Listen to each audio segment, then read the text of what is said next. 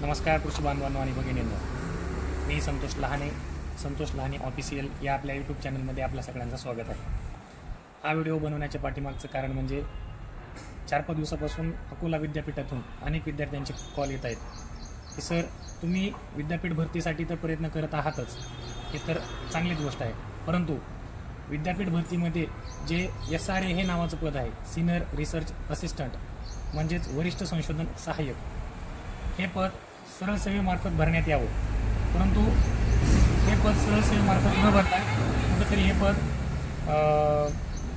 गुणांकन पद्धतीने किंवा मूल्यांकन पद्धतीने म्हणजेच अकॅडमिक क्वालिफिकेशन असेल किंवा परफॉर्मन्स असेल किंवा टीचिंग स्किल असतील यानुसार हे पद भरण्यात येत आहे।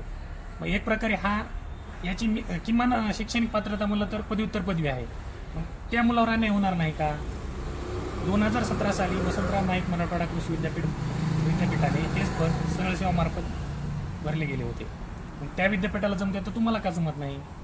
तर माझी कुलगुरू साहेबांना एक कळकळीची विनंती आहे की तुम्ही विद्यार्थ्यांच्या मागण्या लक्षात घेता हे पद सरळ सेवेमार्फत भरून त्या विद्यार्थ्यांना न्याय द्याल हीच अपेक्षा। धन्यवाद।